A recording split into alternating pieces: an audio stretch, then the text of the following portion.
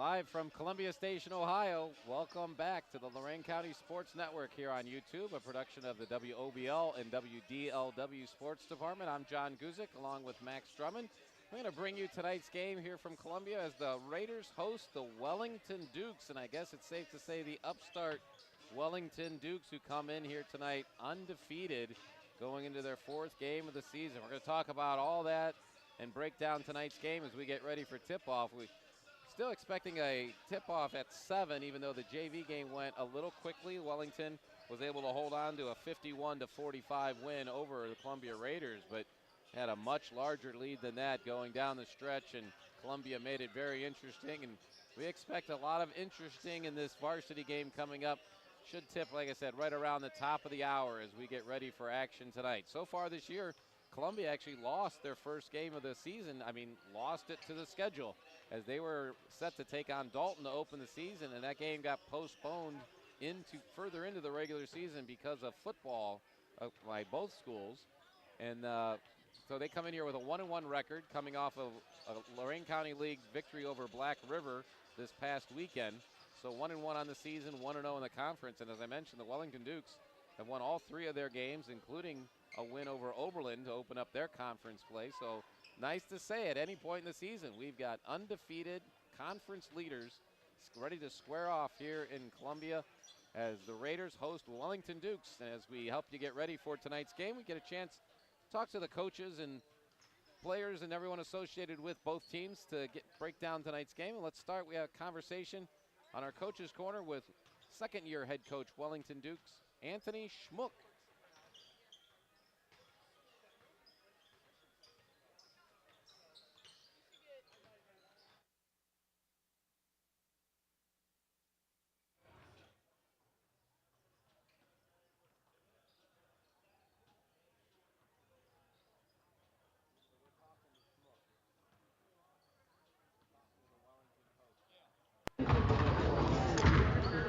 Jay Valadez, a certified AAU coach, brings you our Coach's Corner as we get ready for week 2 of our YouTube schedule here. Glad to have you along on the Lorain County Sports Network, and even gladder to have a few minutes with Wellington head coach Anthony Schmuck. And coach, second year here at Wellington, started off a little bit better than the first year, right? Yeah, most definitely. The first year we had a lot of growing pains, only won 3 total games. And now going into this year, we won our first 3, which matches our win total from last year. But we want to keep on going. Guys are consistently getting better every day and showing that growth from last year. Well, it's an amazing start record-wise. You've already matched the win total from last year. Before we get too into that, give our listeners just a little synopsis of your background and where you came from, what led you to Wellington. Yeah, grew up in Parma, Ohio. Then I was actually, first as I started my coaching career in Chippewa, Ohio. And then I was at Parma, varsity assistant there for I think about 5 years, and then took the head job here last year at Wellington. And coach, not only a 3-0 start to this season, but you already have notched a win in the conference. This obviously ends up being a very important conference game, being that it's so early in the year. So what are you looking for your players to get better at as they work into this game tonight? Yeah, it was definitely great to start off with a conference win, especially knowing we didn't win any last year at all in conference. So it's great to get one on. We're looking to get another one hopefully tonight. I just want guys to keep getting better, improving on their own games, and make sure every night that we are defending and rebounding. And we know, Coach, we're going to hear the names Whitehouse and Worth a lot when we talk about your offense tonight. But the supporting cast, how is that coming together this year, and how is that going to build on to get you guys where you want to be this season? Yeah, you always have to use a team to win. Not one player isn't going to lead you to victory every night. So you got to use your whole team. We got guys around there. Some are younger, some are older. We got Adams, a senior, Lenny Wright, who is a junior, and our 2 sophomores, Deacon and Lana Whitehouse.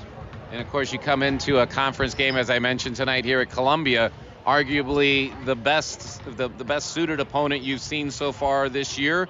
What's your assessment of the Raiders to this point of the season, and what do you have to do tonight to keep this winning streak going? Yeah, Josh does a great job with Columbia. They're very well coached. They play extremely hard, and they also have a very great player named Nathan Borland as well. So we definitely got to focus in on him as well as stopping their other guys.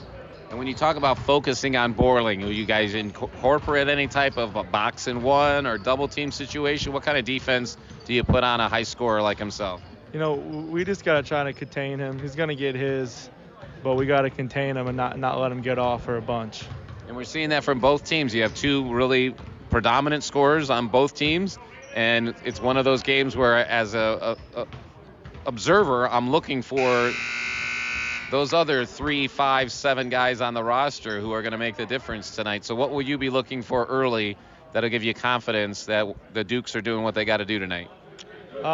Contain Nate and get the ball inside. All right, it's Coach Anthony Schmuck with the Wellington Dukes, and we're getting ready to see if they can extend their season-opening win streak to 4 as they get ready to take on the Raiders. So stick around right here on the Lorain County Sports Network.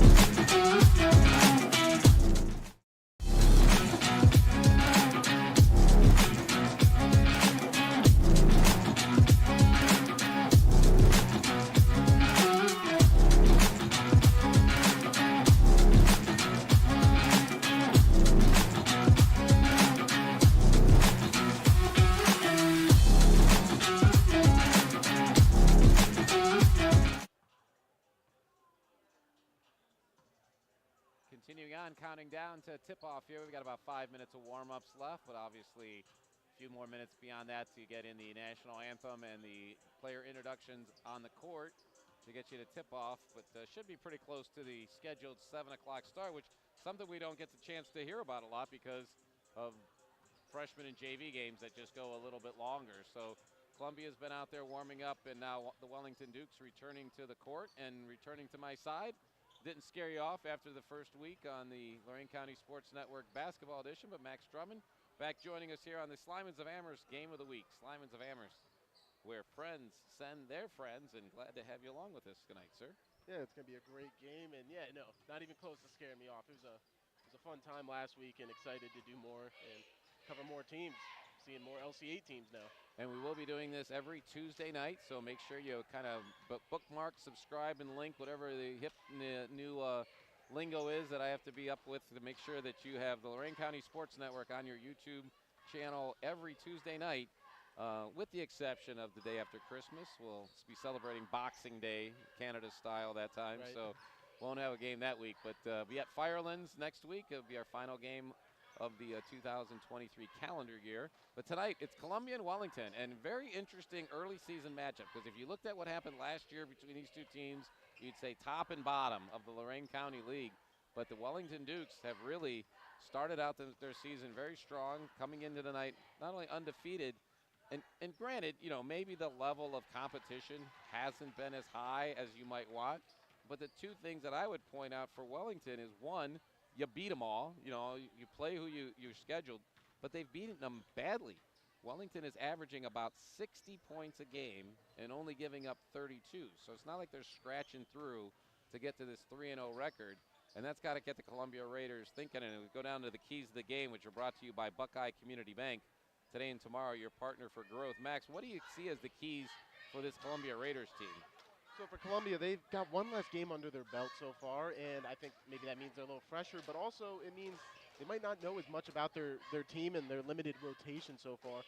So finding guys beyond just their initial starting lineup and seeing who's going to be able to contribute there outside just guys like, of course, like Nathan Borling and Ethan Meyer, two names that we're very familiar with here on the Lorain County Sports Network.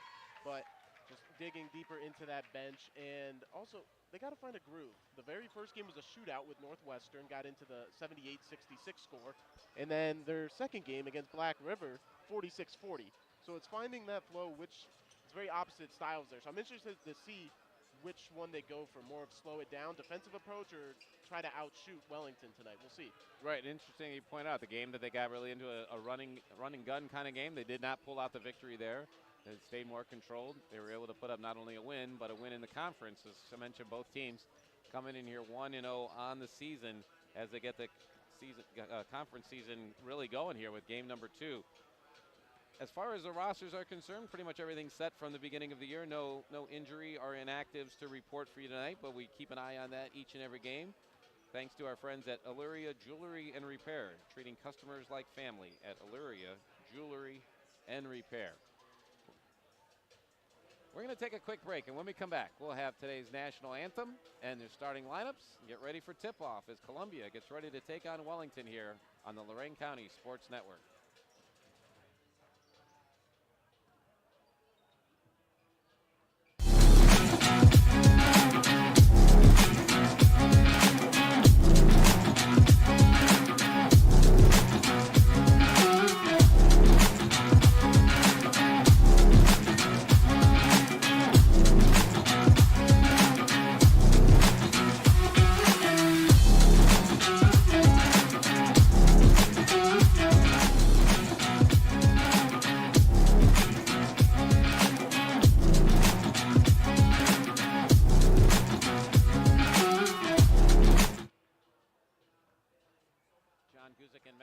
Back with you here from Columbia as the 1-minute buzzer sounds to bring the teams back to their respective benches. Also along the way every Tuesday night, Edwin Vereen is putting this entire production together, directing and all the technical aspects of this. And then on the camera is Michael Allison, who will be bringing you the most eventful shots of the night. And we're different confines and compared to last week at Midview. You know, this one of the largest gyms in Lorain County, obviously hosted the Division I district finals for many years here at Columbia. It's a little more of a seating challenge at times, but the student section is very unique as they are on the stage to our right. And right now we're going to take a moment and look to our left is where the United States flag is hanging in the rafters up there. And our national anthem is brought to you by Rich Resendez. Rich Resendez for Lorain County Sheriff in 2024. So we'll take a moment now, listen in on our national anthem as played here at Columbia High School. And players at attention, cheerleaders on both sides of their respective of the court as well. And by the way, if you haven't been out here lately, brand new court here in Columbia, just a couple years old. And not only put a new court on the floor here, which helped my knee from a couple years ago, but the lighting much improved here as well. So we're getting a few extra announcements from the PA as we get ready for the national anthem, and officials getting introduced as well on the court as we get ready for this tip-off coming up in just a couple of minutes here. It's Columbia and Wellington on the Lorain County Sports Network. And now will be our national anthem. To honor America and in respect for all those that have served to defend our freedoms we enjoy, we ask gentlemen and ladies, please remove your hats and stand for the playing of our national anthem.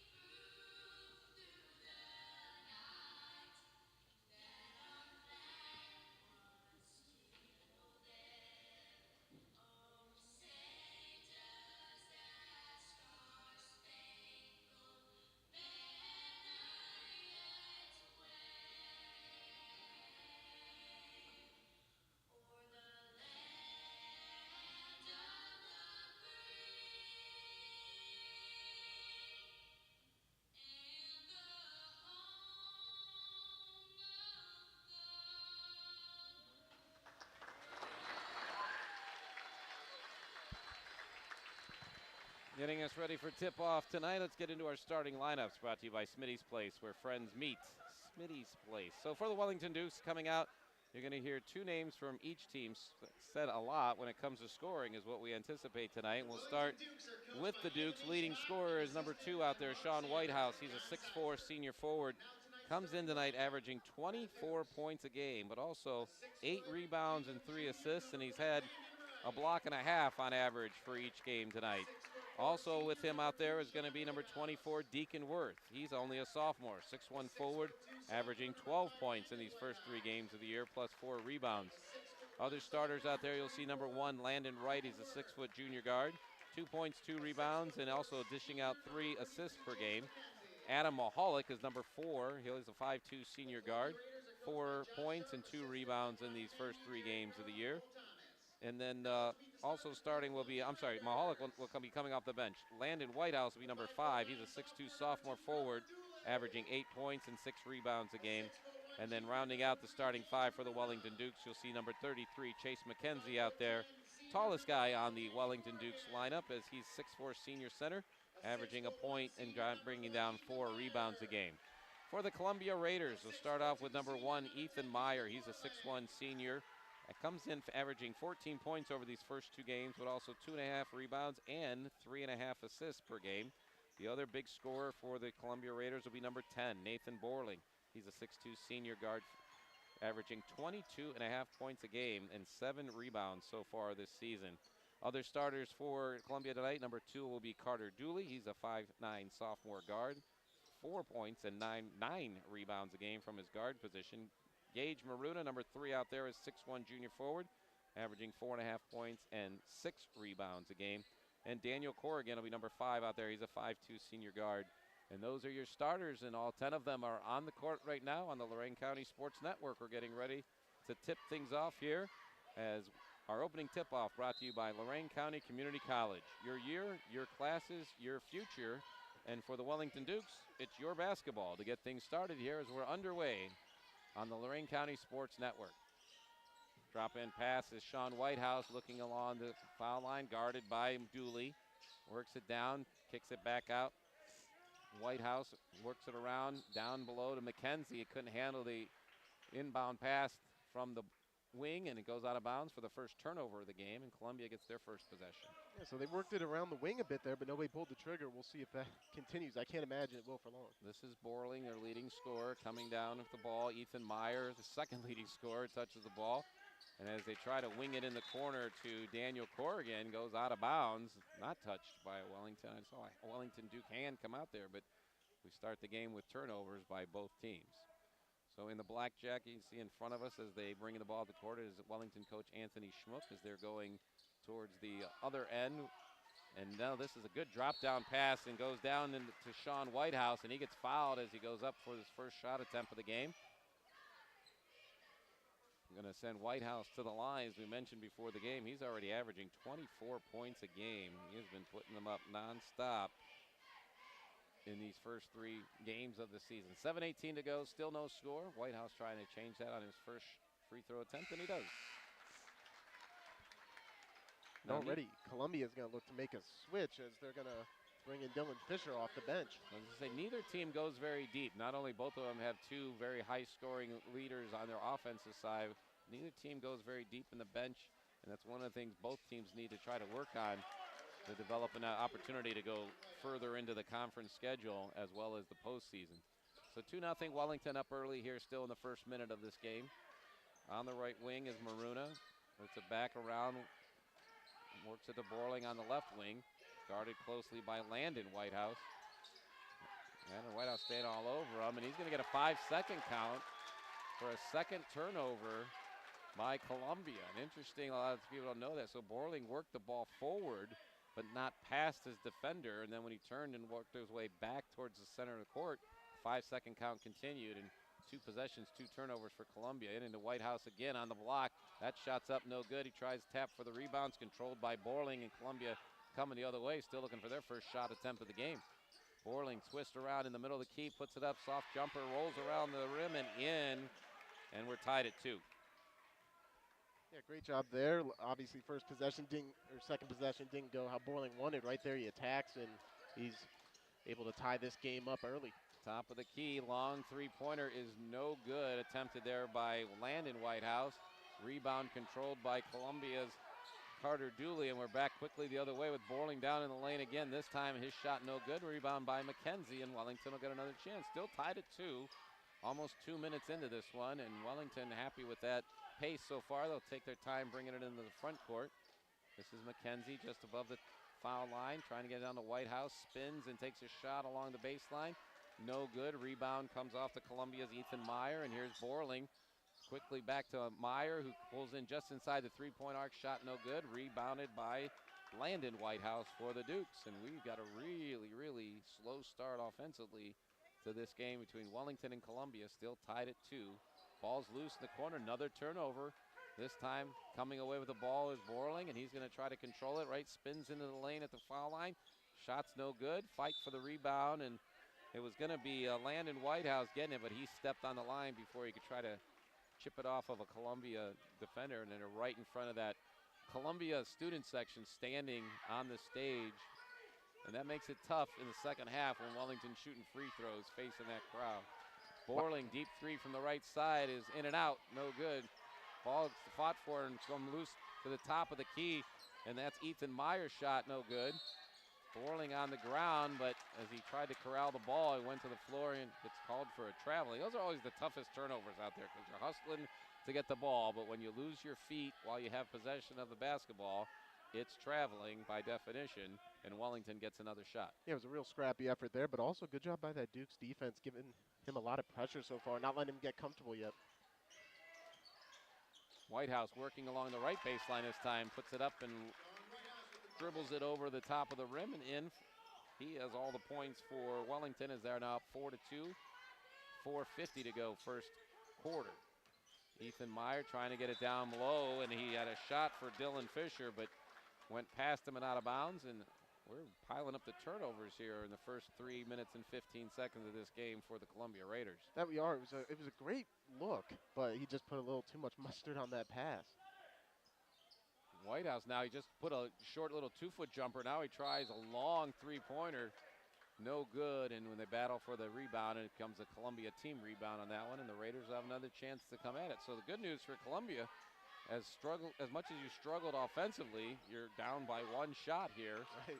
About halfway through the first, and he's going to get the offensive foul on that one. So good defense by Deacon Wirth, who came into it, and not really one of those kind of blatant and shoved his forearm completely out, but he had to get his arm up to maintain his spacing, and it was just outside of his frame. So that's our first foul of the game, and it comes on the number 1 scorer for Columbia, Nathan Borling. Yeah, I mean, Borling, they're just stacking guys on top of him as soon as he crosses half court, not even giving him a chance. Landon Whitehouse spinning and then tried to look for the outlet pass and decided to turn and go back to the basket and laid it up and in.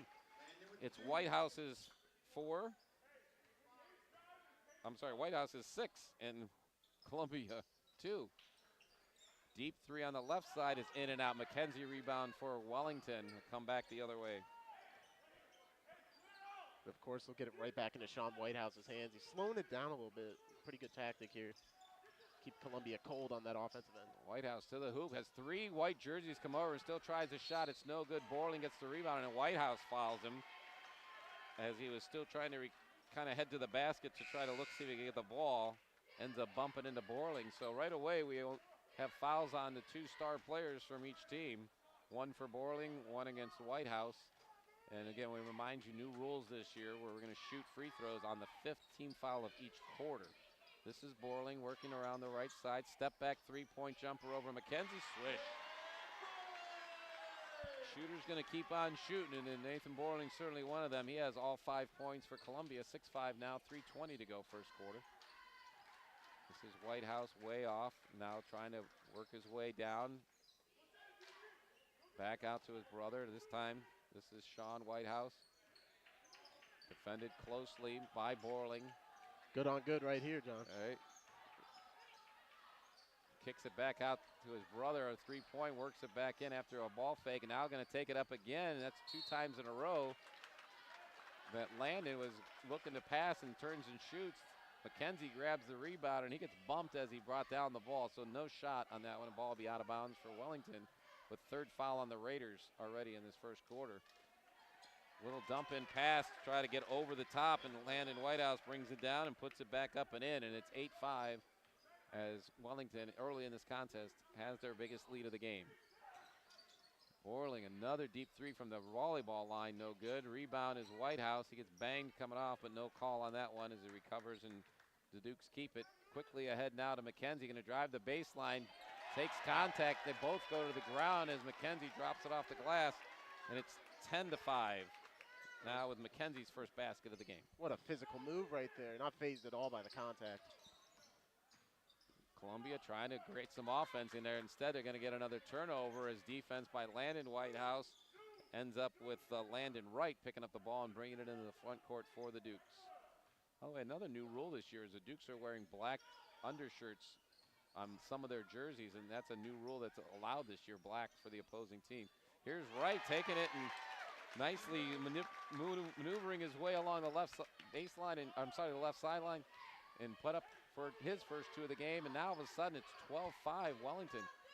Yeah, we'll see if Columbia tries to keep pressing it here with the deep ball, or maybe they try to work it down low. There's a ball fake, and Borling going to bring it into the foul line, but now kick it out to Meyer, who is in the three-point range, no good. Ball's picked up on the missed shot, first of all by Maruna. His shot no good, but Borling comes in to clean things up, and all of a sudden he has 7 points, as do the Columbia Raiders. It's Borling 7 and Wellington 12 with a minute 15 to go first quarter. This is Landon Whitehouse on the left side, looking at McKenzie down, trying to post up. He gets the ball down to him on the block, spins, little elbow action, getting some space. The shot's no good as they battle for the rebound, goes out of bounds, and will stay with the Dukes. And coming in for Columbia, back in, is Carter Dooley. Sophomore guards started, took a little break, now back out there. 1:06 to go first quarter. This is Sean Whitehouse spinning in the lane, gets his shot blocked from the side by Gage Maruna, and Borling going to quickly bring it to the foul line, takes a floating shot there and dumps it right in. He has 9 already here in the first quarter, and it's Wellington 12, Columbia 9, under a minute to go. Yeah, so right away they attacked Carter Dooley, but great help defense there by Maruna. This is Sean Whitehouse getting some space off a nice pick, and he drops a 3. That's his first 3, the first 3 of the game for Wellington. Good answer for the Dukes to put him back up 6 here. 30 seconds to go first quarter. Borling has been all the offense for Columbia. He's going to try to add to that with a three-pointer, and he does. Borling ripping him down. He's already in double digits. We're still in the first quarter.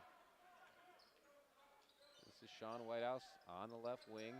It's double team now, but guy's much shorter than him, so he's able to work it to his brother. Back to Sean, spins, driving into the middle of the lane. 2 seconds to go. Top of the key shot for Wirth, no good, and that's how the quarter's going to end here. It's Wellington 15, Columbia 12. We got a good one. Great start here, so stick around on the Lorain County Sports Network.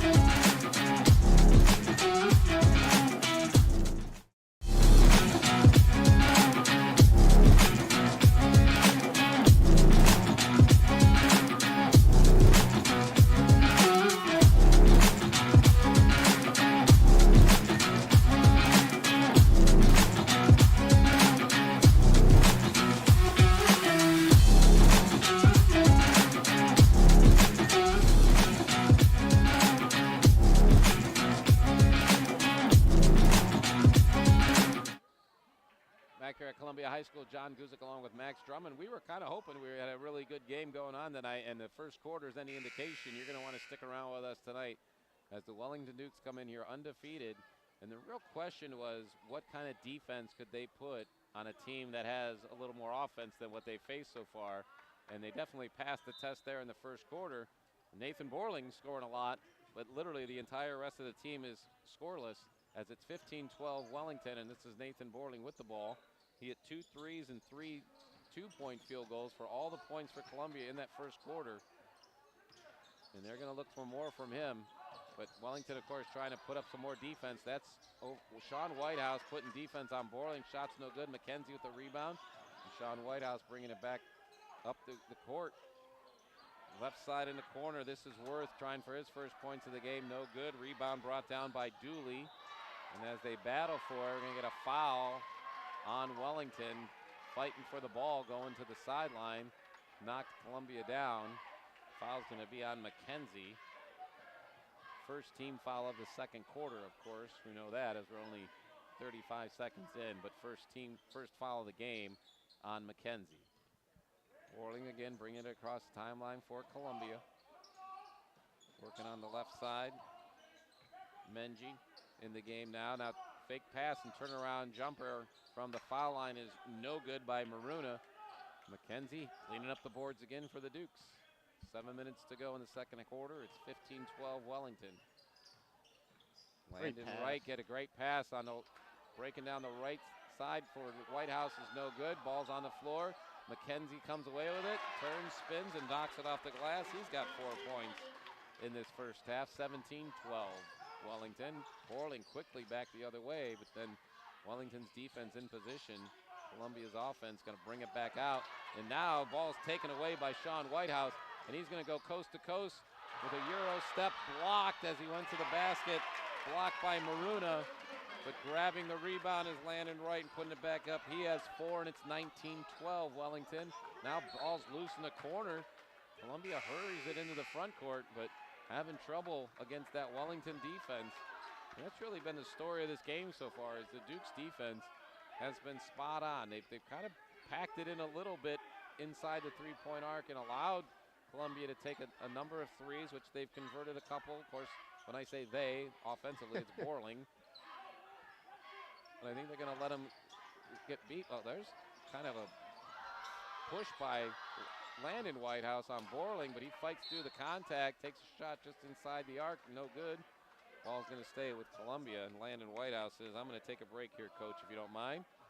McKenzie, who's been out of the game for about 11 seconds, reports back, hey, he said, yeah, coach, that was all the breather I need. That's right, they need his efforts down low. Well, neither team, as we mentioned, goes very deep so far early in the season, so that could be a factor, attrition later on. This is Borling getting the ball in the lane and getting the shot up and in. Basket's going to count. Let's see who they're going to give the foul to, and it's going to be on McKenzie from coming out from behind.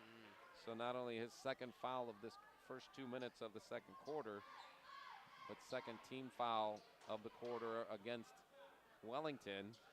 And guess what? Nathan Borling has added more points to his total so far, and with the free throw, he still has all the 15 points for the Columbia Raiders. It's now Wellington 19, Columbia 15, and how's Columbia going to get some offense out of some of the other white jerseys out there is a big question.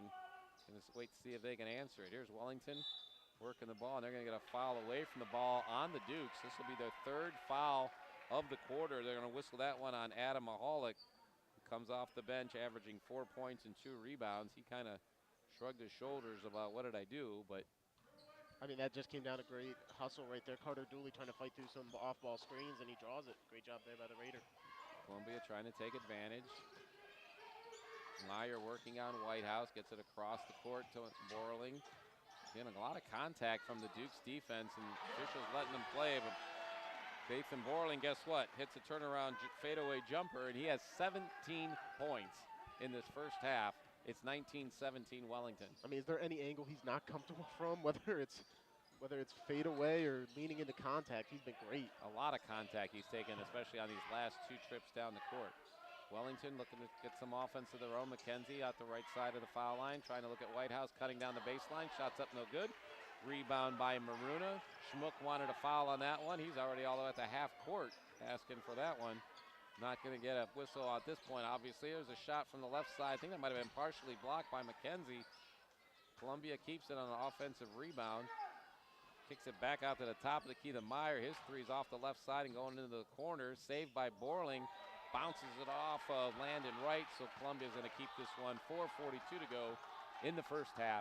Still Wellington 19 and Columbia 17. We talked about that Wellington defense in the first half.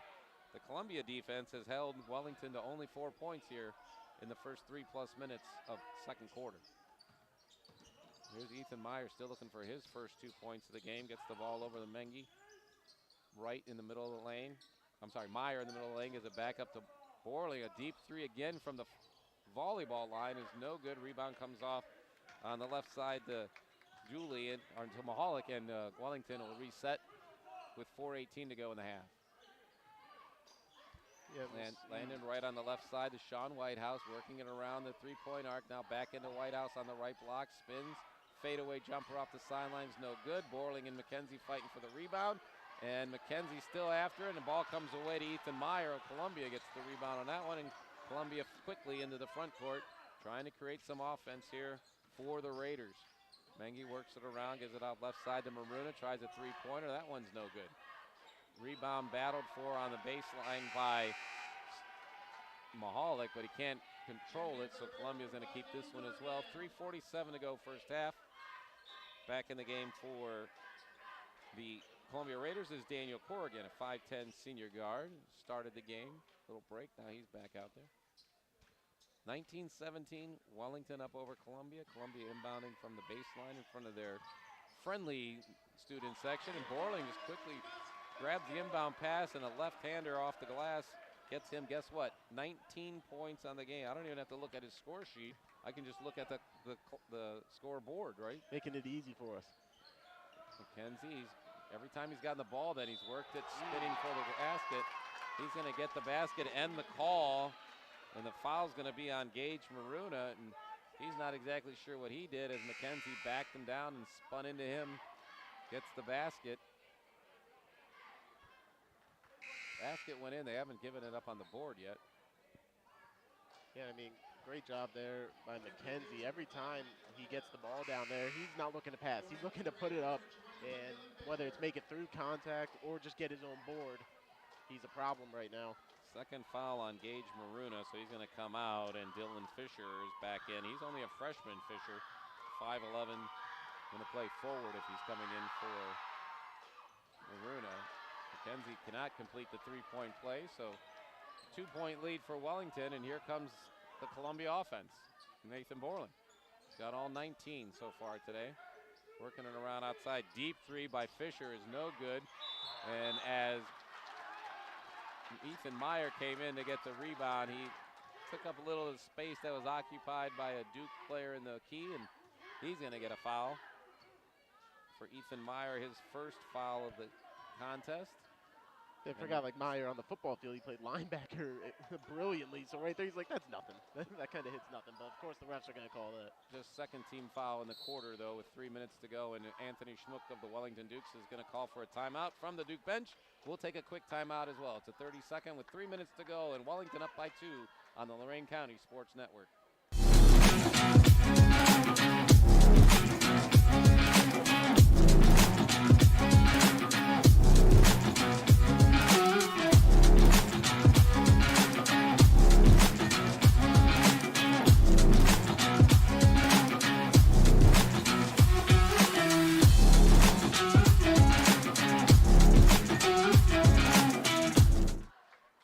During our break here at Columbia, they were announcing that the Columbia girls play Brookside here tomorrow. We remind you that on WDLW radio, they will be at Elyria Catholic tomorrow for a Great Lakes Conference game, and won't be saying that much longer when it comes to Elyria Catholic with the Great Lakes Conference, as they'll be their final season in there, but that should be a really good one. And man, I tell you what, if you missed the game on WDLW last week that they had on with Don Vincent and Maria Janasco, oh my gosh, an overtime half-court heave shot to win it for Amherst. You don't want to miss tomorrow night. Sean Whitehouse is missing that three-pointer, but keeping it alive is Deacon Worth as he grabs the rebound, gets it back to Whitehouse, back to Worth, and now top of the key out to Landon Wright.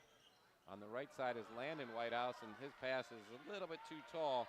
I mean, Chase McKenzie is 6'4" down there, but he needed to be about 6'7" or so to corral that one. Yeah, a little bit more to the wingspan there. 21-19, Wellington leading as Columbia brings it into the front court. 2:30 to go in the half.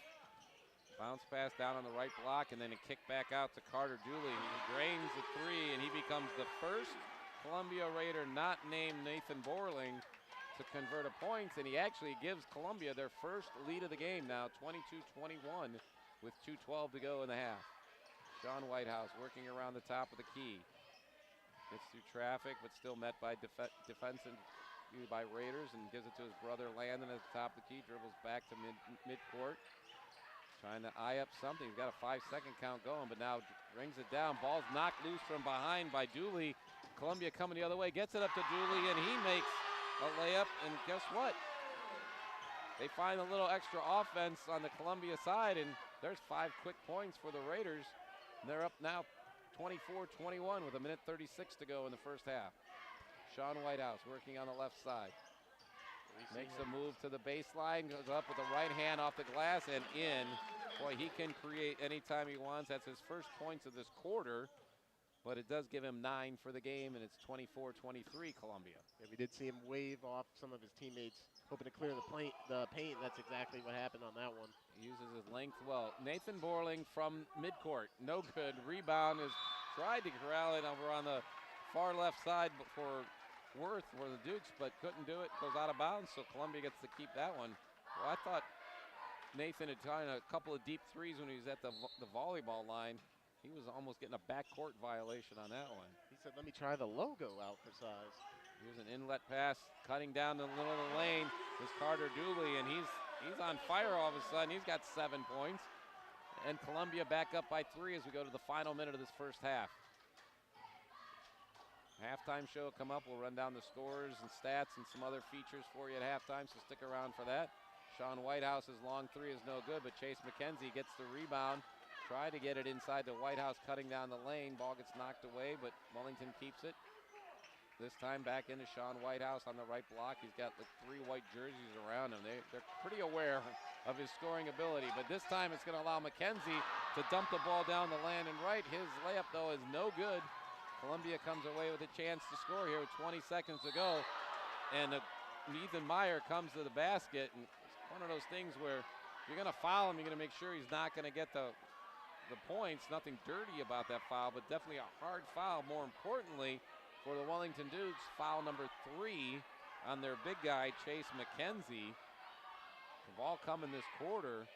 4th team foul. It's going to send Meyer to the line. He has yet to score today. And it stays that way after the first free throw.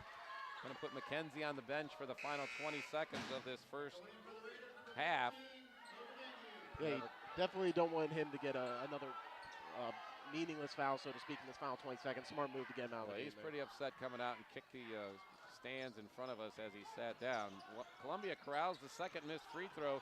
Another chance to score before the half. This is Borling working down in the corner, double teamed in the corner. Is able to get the ball up to the other side to Mengi. Working it around, 8 seconds to go first half. Borling, 5 seconds to go, way out front, but we've seen him shoot from there. And ball's knocked away by Deacon Worth, and no one's going to get a shot here to end this first half. Wow, we didn't know exactly what to expect, but we kind of had hopes that this could be a very competitive game. And my goodness, it's a very competitive game. Glad to be here at Columbia High School as we go to halftime with the host Raiders 26 and the Wellington Dukes 23. And we'll be back with halftime recap and stats and all the numbers, as well as getting you ready for a very exciting second half that's ahead here. So stick around on the Lorain County Sports Network.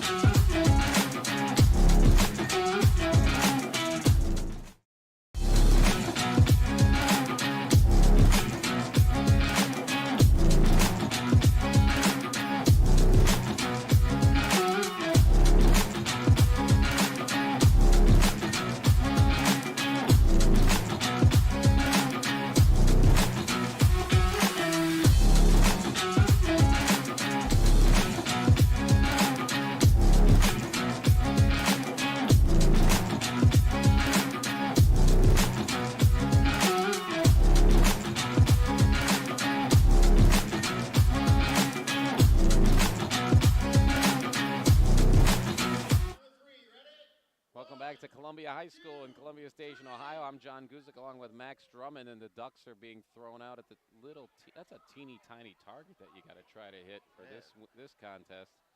But a lot of participants obviously here tonight. And boy, we've got a great game going on here this evening. And if you just joining us last year, the Wellington Dukes only won 3 games in the in the whole season. Didn't win any games in the conference. This year, they've won all 3 of their games, including one in the conference. And here we got a great Lorain County League game going on here from Columbia. It's the Raiders 26 and the Wellington Dukes 23. And Max, when it's back and forth so much like that, the color commentator guy doesn't get a whole lot of opportunities to chime in there. So want to get your opinion and your feedback of what you saw in that first half. Yeah, you know, I think Wellington, they probably did exactly what they wanted. They tried to keep Columbia out of the paint. They tried to make Nathan Boiling have to do it all, but the problem is he's up to the task. I mean, he already is at 19 points at halftime, which is already coming up on his average per game of 22. So, I mean, he's on pace very well for the second half here.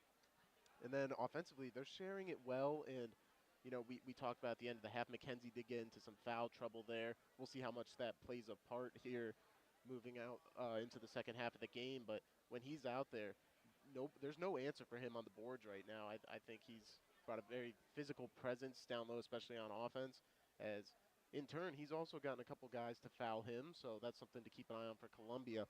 And as for that Columbia defense, I mean, they're closing out on shots. They're not giving Sean Whitehouse anything easy. I mean, it's him and Borling. Those were the 2 guys, the scorers we expected coming in, and they've lived up to that for the most part. But, you know, right now, Sean Whitehouse being held to 8 points, which isn't bad, but you compare that to what Borling's been able to do, and I think Columbia would take that, and will they take this 3-point lead at the moment. Yeah, in the first 3 games, Sean Whitehouse, he had 30, not only 30 points, but 30 of the 52 points that they scored against Oberlin. He had 24 against Lake Ridge and 18 against Wellington. So he's actually pretty much on pace for where they expect him to be. Let's get into the scoring of the first half as we ended up with the Columbia Raiders. They got down early and were down by as much as 7 in the first quarter. Ended up in quarters of 12 in the first and 14 in the second to give themselves 26 points here at halftime. And it's a quick rundown of the scoring as Nathan Borling has 6 2-pointers, 2 3-pointers, plus he completed a free throw on a traditional 3-point play. So 19 points for Nathan Borling, and he had all the scoring for the first 19 points of the game until Carter Dooley took things over and had a 3 and a couple of 2s of his own and the other 7 points, and that's the extent of the scores. So the big thing for the Columbia Raiders they have a guy that's been averaging 14 points these first couple games, and Ethan Meyer, who's yet to score. I know that's not going to stay that way. Ethan did not get a lot of shot attempts, missed both of his free throw attempts there in the first quarter. For the Wellington Dukes, they got out early, like I said, had a 7-point lead, and we're still up 15-12 at the end of the first quarter. Second quarter, only 8 points for a total of 23 at halftime. Their scorers were Landon Wright, who had a 2-pointer in each quarter for a total of 4. Sean Whitehouse with a 3-pointer, 2 2-pointers, and made both of his free throws. He has 9 points on the game. His brother Landon Whitehouse, who's the sophomore of the family, he had a couple of 2-point shots in the first quarter for a total of 4 points in the first half, and the scoring was rounded out by Chase McKenzie, who had 3 field goals for a total of 6 points. But more importantly for Chase McKenzie, he sat down right before the end of the second quarter with 3 fouls, and that's something that he's definitely going to have to keep an eye on. Rest of the stats are brought to you by Alan Januzzi, CPA. We're going to see Coach Januzzi on Friday night, which we'll talk about in a little bit. But let's have Max Drummond talk about some of the other numbers that went into making up this first half game of this game. Yeah, so for Columbia, they had a pretty good showing from Gage Maruna, maybe not on the scoreboard, but he was able to pick up 2 blocks that were very effective in slowing down the game, especially when it looked like it might get away from them at first. And then Columbia with 7 turnovers so far, and Wellington with 5. So pretty even on the turnover front there. Of course, we talked about him a lot. Chase McKenzie did have those points. He also tacked on 4 rebounds total as well. And, you know, getting to the line most often, like you mentioned, was Sean Whitehouse and Nathan Borling, each getting to the line a pair of times. So, you know, I would say what we a bit of what we expected, but like you also alluded to, we didn't have a tremendous amount of expectations. And right now we're seeing Columbia play a little bit of both of what we saw in the first two games. They're willing to get into a track meet style where they exchange buckets, but also they've been able to step up on defense in spite of McKenzie at times. So and Whitehouse. So And you mentioned with your stats there, one of the things that stuck out to me is you mentioned 7 turnovers for Columbia, but I believe 4 of those came within the first 4 minutes of the game. So they really tightened when they were able to tighten up and protect the ball a little bit more. They ended up having better opportunities to put the ball through the hoop and actually get the lead here. But you also mentioned, kind of one of those underlying impacts of the game, those 2 blocks by Gage Maruna not only come against, pretty decent shot selections by Wellington, and adjust those as the game goes on because they got to look for him. He's kind of coming from the side to help out on defense and doing a great job of getting to the ball without fouling. So those are the things that make up a 26-23 game as Columbia is leading Wellington here at the half. We're going to take a quick break as we're just about a minute away from half number 2. So we invite you to stick around here on the Lorain County Sports Network.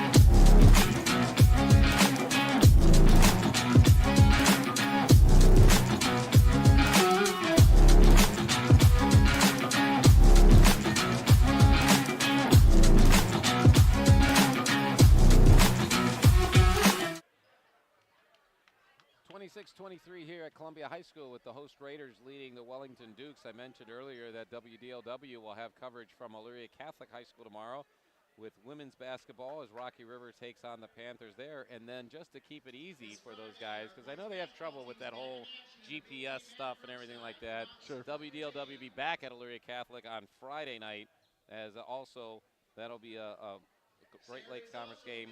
The boy Panthers will be hosting North Olmsted.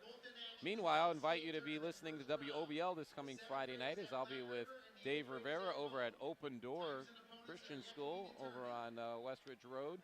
And they'll be hosting Lake Ridge Academy, which Lake Ridge has been off to a rough start, and Open Door comes out scoring points left and right, draining buckets all over the place. So that's going to be an interesting game. And don't forget, a week from tonight, the Lorain County Sports Network's YouTube broadcasts continue. This time it'll be from Firelands High School. And guess who they'll be taking on? We'll be seeing Nathan Borling scoring a lot of points again next Tuesday as well, but a different location, as we'll be at Firelands High School. I mentioned being here at Columbia. I got to have a special shout out to my favorite godniece in the whole world, Claire Bergdorf, having a birthday today. And significance is that not only did Claire was a nice player for St. Joe's Academy in her own right, starting point guard for them, but also she was married just a few feet from here and had a reception in the old school in the front of this property that's now used sometimes as a reception hall. So happy birthday to Claire, and we're back at the action here as we're going to get a turnover to start this second half as Wellington had the alternating possession arrow to get this second half started, throws it out of bounds. And Columbia is settling down their offense like we mentioned at halftime. A lot of turnovers early in the game, and those were very much minimized the last 12 minutes of the first half. Let's see if they can handle the ball as well here in the third quarter as the Raiders working along. Here's Ethan Meyer still looking for his first couple points of the game. Tries to dump it down low. Great defense there by Deacon Worth, who's going to take it the whole way down, and I think he's hurt. He went on his way up, got hurt. You know, a lot of times basketball players, when they land, they twist something, but something happened as Deacon went up for that basket, and he was pretty much already grabbing, I believe, somewhere in the lower leg. I might have been the knee. But we're going to get his head coach out there first. And Columbia, of course, as the home team, provides a trainer. And it's right in front of the Columbia student section, who's being kind of told to wave and give a little space over there. Not sure what kind of injury that would have had. So, no, there was no – the whistle, I believe, was going to end up being a turnover, right, for Wellington on that one? It looked that way as he ended up heading out of bounds. I'm not sure where the ball was, in relation to where he ended up at, but Yeah, it was a non-contact injury, and it could have been something as basic as a cramp. You know, like sometimes especially early in the second half, we're just 33 seconds into the second half, may have just cramped up on the way, and it's nothing too serious. But boy, when you see someone not even able to complete the shot, he's up under his own power. So that's kind of my guess, being the fact that it was an injury going up. It was some type of cramp or pull, and hopefully he'll be all right with a few minutes of rest. So out there right now for the Wellington Dukes, going to get Landon Wright as 1, Sean Whitehouse, of course, their leading scorer, is 2. Also out there is his brother Landon Whitehouse. He's number 5. Adam Mahalik is back out there, and Chase McKenzie is on the court with three fouls. This is Nathan Borling for Columbia, bringing it into the front court. He's joined out there by Daniel Corrigan. Right now, Ethan Meyer has the ball. Also on the court is number 2, Carter Dooley, and number 3 is Gage Maruna for Columbia as they get this second half started.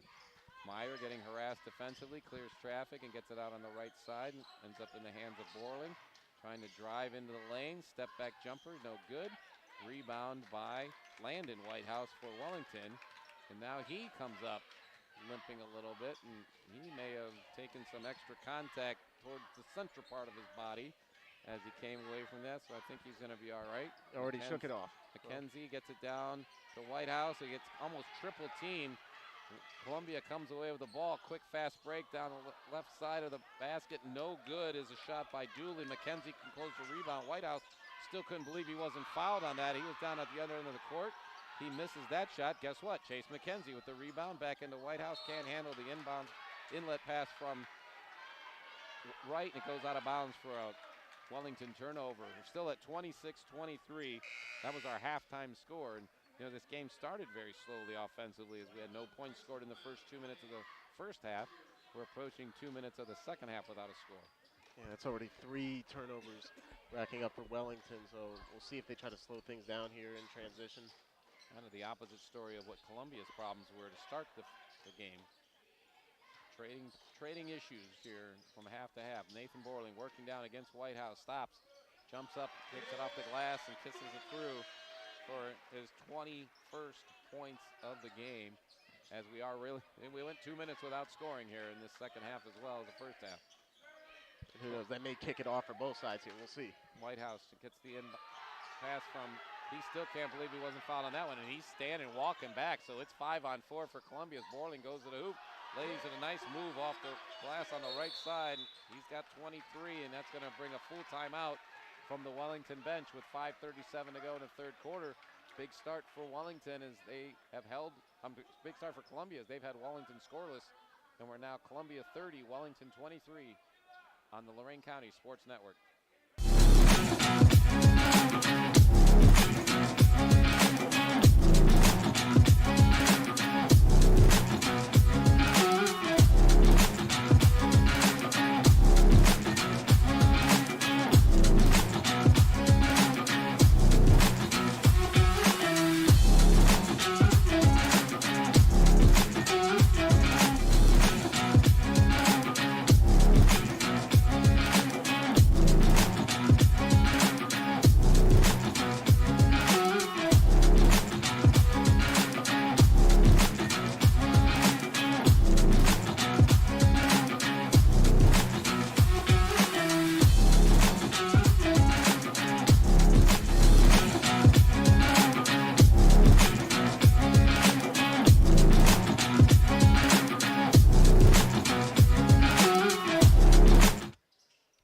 Back here at Columbia High School, Wellington will have the ball down by 7 here. 5:37 to go in the third quarter. John Guzik along with Max Drummond here on the Lorain County Sports Network. We got a really good game going for you tonight.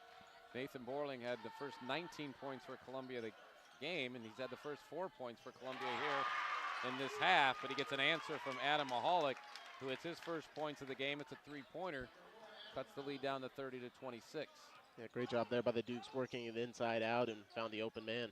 Also finding new blood to score. And here's some harassment on Ethan Meyer and gets double teamed from front and back, and Wellington comes away with a steal. Another turnover for Columbia. This is Lomko. We haven't called his name much today. Wright working in and gets the ball stolen as Borling steps into the passing lane, and he's going to go coast to coast, but no good. Chase McKenzie off the glass with the rebound, and he's going to hold up and reset as Columbia is still clinging to that 4-point lead with 4:44 to go, third quarter. And now they're working at the foul line. They leave him wide open. He kind of looked to pass and said, boy, I'm going to be this open. I'm going to take the shot. Doesn't go. Borling gets the rebound, comes quickly back the other way, down the lane, stops, slides a little bit, no call. Ethan Meyer gets it back outside the three-point arc. This is Borling coming back out to get it, now working his way down the lane. Kind of seemed like he slid his foot, but again, no call. Anthony Schmuck from Wellington bench was calling for a double dribble. But he gets the points, and Borling now with 25 in the first 6 points scored by Columbia here in the second half. 32-26. Sean Whitehouse, their leading scorer for Wellington in the corner, gets it back up top of the key, and that goes to Mahalik, who misses that three-pointer. Rebound controlled by Columbia's Daniel Corrigan, and now this is Borling the other way off the left glass, and he just keeps creating. He's got 8 in this quarter, 27 for the game, and it's Columbia 34, Wellington 26, now 3:39 to go, third quarter.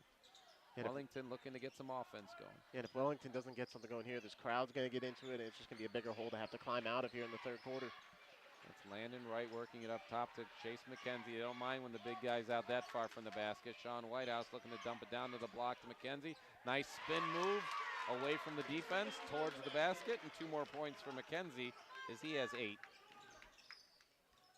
Nathan Borling has been so impressive. We're going to talk about that Mr. Basketball watch, and boy, his name's going to be on that. There's a nice inlet pass down the key for Columbia's Gage Maruna, but he wasn't able to convert it, and Wellington offense seems a little disjointed. They come walking into the front court here down by 6. No urgency, but their energy level is way down, and Whitehouse takes a shot, no good, gets his own rebound, and as he tries to put it back up, he gets fouled by Maruna. I believe that's going to be 3 on Maruna already here, too. I'll wait till we confirm on the board, and we do. First foul by either team of the second half, and we're already down to 2:47, so very cleanly played half so far. Well, we're going to send Sean Whitehouse to the line, and he's made both of his free throws earlier in this game. That one, not so much. Well, announcer's jinx, right? Possibly. Well, there haven't been a lot of free throws in this game. There have only been 3 attempted by Columbia. There was actually 3 attempted by both teams in the first half. And then now we're just getting the first 2 attempts of the second half. So not a lot of trips to the free throw line. Whitehouse's second one is good. So nails it down to a 5-point lead by Columbia. 34-29, 2:42 to go. Third quarter here as Nathan Borling brings it across the timeline, gets it off on the right side over to Logan Mengi. Ball hits the ground a couple times, but recovered by Fisher, gets it off on the left side. Now back to Mengi at the top of the key. This is Fisher again working back. Mengi, left side. Finally, Borling gets his hands on the ball. He's going to drive to the lane against Whitehouse. Whitehouse blocks his shot, but Borling gets the rebound. Borling kicks it back outside to Mengi. Fisher now driving against Landon Whitehouse. And the ball is going to be held up by Landon Whitehouse, so a held ball. Alternating possession arrow pointing towards Columbia. So they'll keep it there with 2:12 to go third quarter, and the Raiders up by 5. This is Ethan Meyer looking inbounding. Working it quickly around. Borling wanted the ball. Great job by Whitehouse to close out there, though. And your number 1 scorer is playing defense on each other. I mean, that means you guys are working both ends of the court. This is a shot by Meyer, rolls off the rim, no good. Boy, he's having a really tough time of finding the bottom of the net today. Rebound comes off to Wellington's Mahalik, and now into the front court is Wright for the Dukes. Taking a very methodical approach by the Dukes offense. This is Dirk Deaconworth. That shot's no good. Borling comes off with the rebound and quickly into the front court. Definitely a different pace when Columbia gets the rebound. And how about Ethan Meyer hitting his first points of the game, a 3-pointer from the left wing. Puts Columbia up to their biggest lead of the game now. They're up by 8, 37-29. A minute 20 to go here, third quarter. And he was already playing physical defense, but seeing one go in, that's exactly what he needed to boost his confidence. Yeah, we always talk about shooters got to keep shooting. He'll end up getting his points. This is the Worth in the corner for a 3. They leave him open. He makes them pay for it. And Worth has his first points of the game, also a 3-pointer with a minute to go third quarter. leads back down to 5. Borling going to just try to speed rush on Whitehouse, pulls up for a short 5-foot jumper, drops it from the left side, and boy, he has just been unbelievable as he has 10 out of the 13 points scored by Columbia here in the third quarter. Back up to a 7-point lead, final minute of this third quarter. Game moved quickly. Like I said, not a lot of free throws, not a lot of stoppages in play. Trying to make some space on the right side was Mahalik. Gets it back out to Worth. Top of the key, Whitehouse. Ball fake. Takes it in. Still defended and gives it out to Worth. Top of the key. That one's way short, but rebound by Landon Whitehouse. But he stepped or dribbled on the baseline running to the basket as he looked to get it out back to his teammates. And with 22 seconds to go, Columbia will get the ball back. One foul in this quarter. And as much as it feels like Columbia has gone on a scoring barrage here, still a 7-point game, so they can try to get it down low, especially when McKenzie's back in the game for the Dukes. Yeah, Columbia winning the quarters. They were up by 3 at halftime, but obviously anybody's game at this point is try to get it in the middle, and Sean Whitehouse recovers with 6 seconds to go. Going to go to length of the court, off the left side of the glass. Good. Whitehouse scores, and that's going to wrap up the third quarter scoring. Although Nathan Borling made that last second shot a lot more. I think it was going to count if it went, but Whitehouse gets his second and third points of the quarter to wrap things up with a 5-point advantage for the Columbia Raiders as we head to the final stanza. It's a good one, folks, so stick around. We'll be right back with the final 8 minutes here on the Lorain County Sports Network.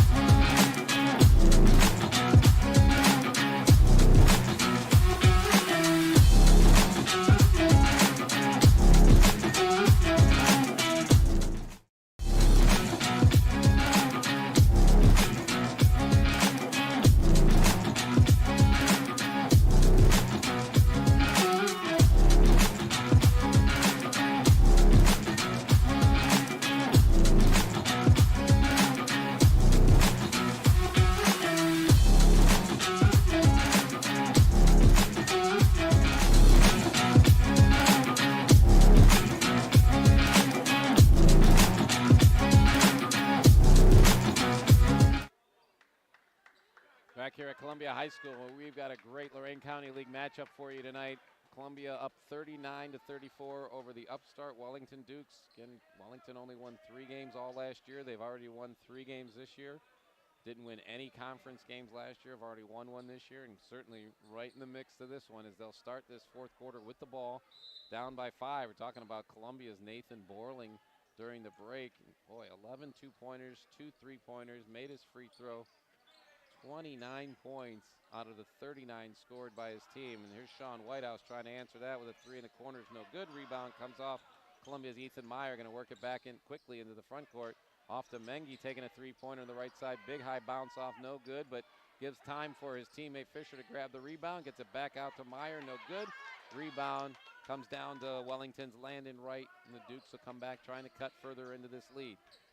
First minute of the final quarter of this great Lorain County League matchup here. Working on the right side is Worth. Back out top to Mahalik. Mahalik's getting a lot of minutes here in the second half. Whitehouse into the middle of the lane. They're going to call a grab on number 21 for Columbia, which is going to be Dylan Fisher. It's going to be his first personal foul and the first team foul of this fourth quarter. Only had 1 foul called by total between the two teams in the third quarter. Whitehouse trying another 3. 0 for 2 on threes to start this fourth quarter, and coming away with the rebound is Gage Maruna, and into the floor court is Nathan Borling. Hands the ball off to Meyer, going to drive the lane and take it himself off the glass, no good. Mengi tried to rebound, couldn't corral it, comes off to Sean Whitehouse. Look how when Meyer came down the lane, he was actually looking to pass, and when he realized he was open, he flipped it up to the basket, kind of like not balanced enough to get it. Here's Nathan Borling with a great steal and a wonderful pass down court. Hits in Maruna in stride for a layup. And now Landon Whitehouse comes away limping. And we get an official's timeout to get him off the court. And Chase McKenzie for the Dukes will come back in. Remind you that McKenzie does have 3 fouls, but he played third quarter without picking up a fourth. So he's got 6:39 to go in this one. His team trailing by 7 and with the ball.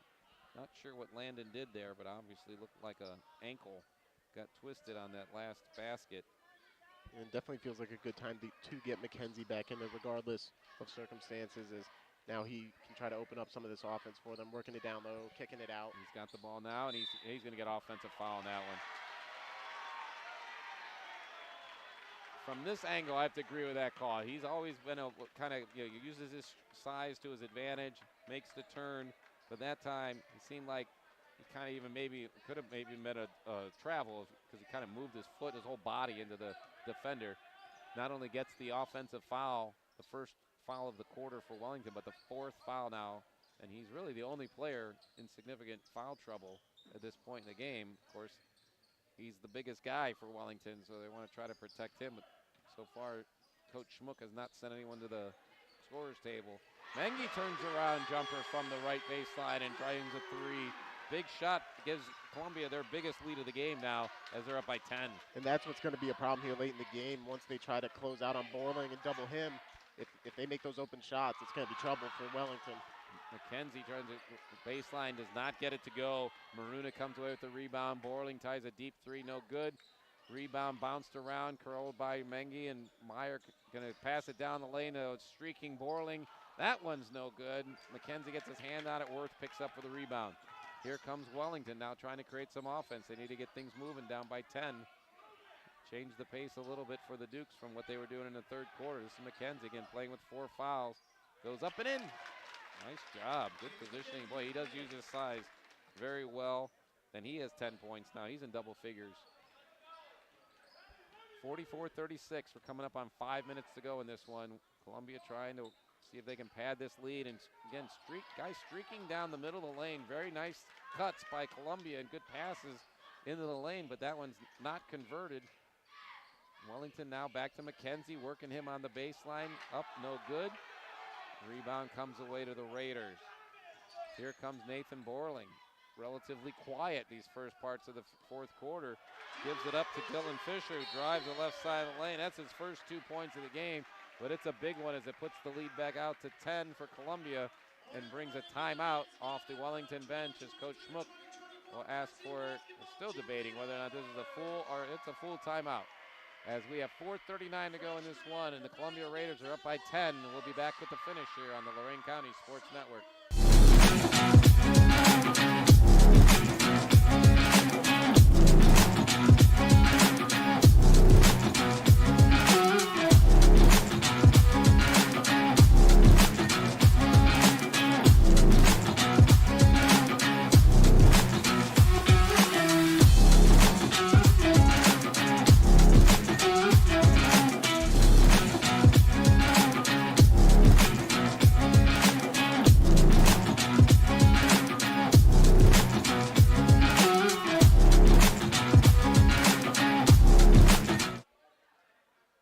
In this Columbia High School gym many times where you really literally could not move an inch with people packed in here. So a night like tonight, it looks, somewhat empty, but great student section up on the stage.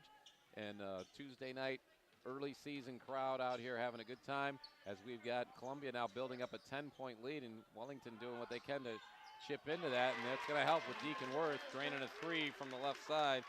And for Deacon Worth, that's going to give him 6 on the game, both three-pointers here in the second half. Nathan Borling trying to answer, can't do it. Chase McKenzie gets the rebound over Maruna, and now Wellington's going to try to set up their defense. It's a way to quickly get back in it when you're making 3. McKenzie gets free on an in pass, and he's going to kick up the foul as he goes to the basket. Probably a pretty good foul by Columbia at that one. They're going to give the foul, flashed it so quickly, they're going to give the foul to Fisher. And that's going to be his second for Columbia. Columbia's second foul of the fourth quarter, and sends McKenzie to the line for 2. First one is good, and all of a sudden that 10-point lead is down to 6, 46-40. Columbia up with a lot of 4s, 0s, and 6s on the board right now. 4:06 to go in this game. McKenzie's second one, no good. Rebound comes off to Borling. Halfway through the fourth quarter, Borling gets it down on the left side to Ethan Meyer, crosses, tried it, looked like he was going to Fisher. The ball got intercepted by his own player. Keep it alive. shot off the glass is no good by Dooley. Corralled by Maruna and back out to Borling. Defended by Worth. Gets it down to the foul line, extended to Meyer. He misses that one as well. Boy, tough shooting night for Ethan Meyer. We've seen the numbers he put up with these first 2 games, and this is certainly going to be the exception for him and not the rule. Here's Sean Whitehouse trying to create some offense off the screen. No good. Rebound comes down to Carter Dooley. Ball's on the floor. 2 players on the floor. Going on top of Worth is Dooley, and Columbia comes away with the ball. This is Fisher working it back up to Borling. Defended by Worth. Meyer looking for some help. Again, same spot. They dump it right into the middle of the lane. There's a hole in the Wellington defense that Nate Borling takes advantage of. His first 2 points of the 4th quarter, but he has 31 on the game. Yeah, and we've seen him take so many tough shots. That's a gimme. Spinning move by Chase McKenzie, and he's going to get the foul again, put him back at the line for 2 more.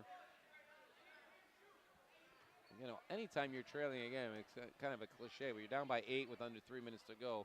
Free throws are always important, right? They're free. Throws up there, you want to make points, but you really got to have them when you're trailing. And Chase puts down the first one, brings the lead back down to 7.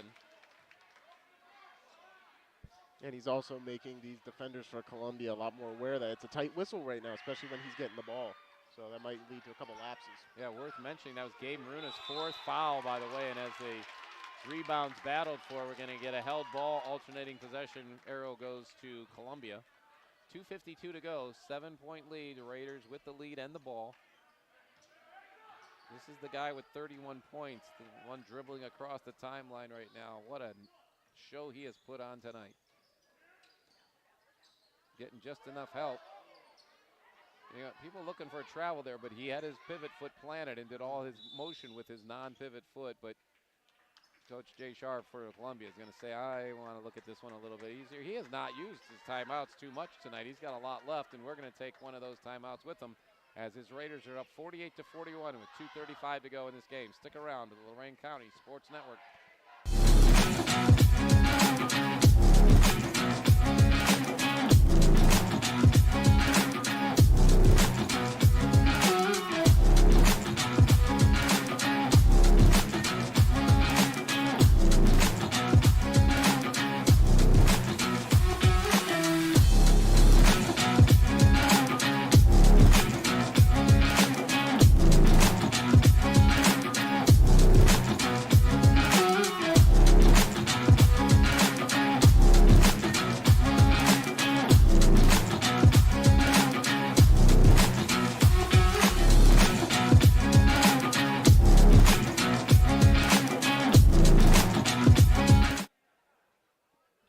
Along with Max Drummond here. I noticed as I'm a basketball official myself, but as we come out of the timeout, Wellington took very little of that 60-second timeout. We're already back on the court, but there's something called the team area during a timeout, and the Wellington Dukes, at least McKenzie, was kind of invading that territory, which you can overhear what's being talked about in the huddle. No one diverted him away from that, but playing on here. 2:23 to go in this one. Columbia trying to build on their lead. It's just Meyer with a 3-pointer from the corner is no good.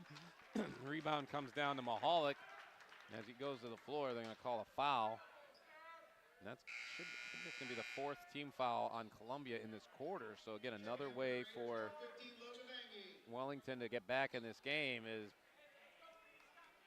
by having, that's the 5th, it is on Maruna, so yes. He's out of the game. Yep, that's his 5th and the 4th team foul, so Wellington will be shooting free throws the rest of the way, and when you're down by 7 with 2:10 to go, that's a way to get back in the game. Sean Whitehouse has been really held in check this second half after a strong start. He's the tall number 2 who's down in the left corner. Yeah, multiple freshmen in the game now for Columbia. Huge minutes here down the stretch. Whitehouse with the ball, trying to work his way down. Plants, turns, fadeaway jumpers, no good. Rebound McKenzie for the Dukes, going to go back up, gets the foul and the points. And the issue on that is Ethan Meyer for Columbia is holding his hand still straight up in the air, which yes, you're straight up and down, but as McKenzie turned to go to the basket, he did not have him fronted, so the contact is on the defender there. McKenzie earns the foul and a chance to make a traditional 3-point play. As he's kind of taken over the scoring leader of the team in this quarter, but he's just third free throw he's missed in this quarter alone, unfortunately, for the Dukes. Mengi in the corner trying a three, no good. Worth battles for the rebound, grabs it, and immediately as Wellington takes possession, Coach Schmuck calls another timeout with 1:36 to go. Wellington has it within 5 points, and they have the ball, and we come back here on the Lorraine County Sports Network.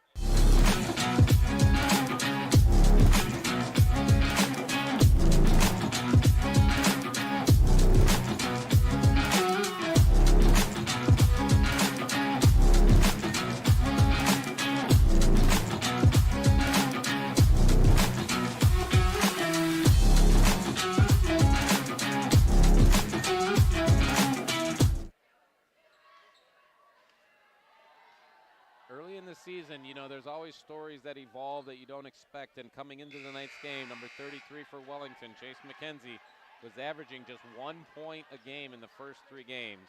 He has taken over the scoring here in the second half as he has 3 field goals and 2 free throws.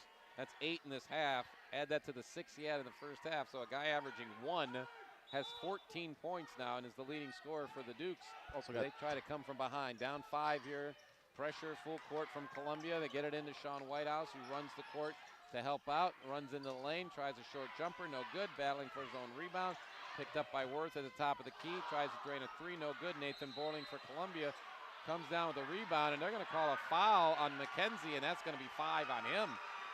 So now we're going to have players that have fouled out on both teams. And that's a real tough break. In addition to that 14 points, he's also had 10 rebounds, had a double-double on the night, and that's going to end it for him. Wow, 10 rebounds as well. What a great night for McKenzie. And, you know, the game's certainly an issue of angles without question. You know, and I mean, we see that at the higher levels when you have video replay from multiple angles. From this angle, it looked like he had gotten his hands around on the ball, and then when the offensive player pulled away, it didn't affect the play. So, unfortunately, gets a 5th foul way away from the basket, and their leading scorer is on the bench now with 80 seconds to go in this game. Columbia is up by 5, trying to put this one away, getting a half-court trap there. They break it. Meyer with the free throw, no good. Rebound battled for. Good job of getting in there and fighting for it was Carter Dooley, but can't come away with it. So a Wellington team rebound there, and with 1:08 to go, they still got a chance. Down by 5. We saw them score 5 points in a matter of seconds earlier in this quarter, as a matter of fact, when they were down by 10 at one point. This is Dooley trying to do more than half of that, but that shot's no good. Rebound comes away. Ethan Meyer, great job using his body to block out. That's the fundamentals right there. Borling kicks it out on the left side to Mengi. Dribbles it around the top of the key. Drops it down. Great look on the baseline to Dylan Fisher. That might do it here with 38 seconds to go. Puts it back out to a 7-point lead. Sean Whitehouse has 3 guys on him, is able to convert the shot. Clock keeps running. We're under 30 seconds. Borling back the other way again to Fisher. Trying to lay up. He gets fouled as he goes up. And again, probably a pretty good foul by Wellington on that one. For Whitehouse, just his first basket of the 4th quarter. And we're down to 26 seconds to go. Foul's going to be called on Adam Mahalik, his second, team 3rd of the 4th quarter. Dylan Fisher is going to go to the line for the first time today. And again, as all fouls are now in this new season, is it going to be 2 shots? Doesn't matter there whether it's the old 1 and 1 or 2. Dylan's going to get them both. 51-45, 25.8 seconds. Sorry if I round and say 26. I'm having to do the extra syllables. Boy, Dylan Fisher clutch. He has 4 points here in the final minute of this game. That could put it away, but Sean Whitehouse trying to have something to say about that. That ball misses everything. Comes off to Columbia. Down the other way, no good. Dylan Fisher again underneath the basket. 3 possessions in a row. Dylan Fisher, you're looking for offense from Columbia besides Nathan Borling. Dylan Fisher says, I'll get the final minute for you, coach. Take care of things, and he's back at the line. They're definitely taking care of business, and it's those young guys, too. They're the ones stepping up right now, especially when there's, we talked about Gage Baruda had to exit the game on the bench now. And yeah, Dylan Fisher is a 5'11 freshman. Made his first 2 free throws, misses that one, but still Columbia up by 7 with 13 seconds to go. They're going to look to ice this one. I don't think we have to look very far find a player of the game on this one. Although Dylan Fisher played extremely well offensively in that final minute, it was somebody else who had a lot to say about earlier in the game. Sean Whitehouse with 4 seconds to go. Going to try up one more shot. That one misses everything as well, and that's where we're going to end. Final score here in this Lorain County League game is going to be Columbia moving to 2-0 in the conference, 2-1 on the year. Gives Wellington their first loss of the season, as it's the Raiders 53, Wellington 45. And what a great, thrilling game. A little different from last Tuesday's game we had here on the Lorain County Sports Network. And hopefully the remainder of them are going to be like this. We're going to talk about what some of the remainder are going to be, but first we'll wrap up this game, get you our player of the game honors, and get a few words with the winning coach and players after we take this timeout on the Lorain County Sports Network.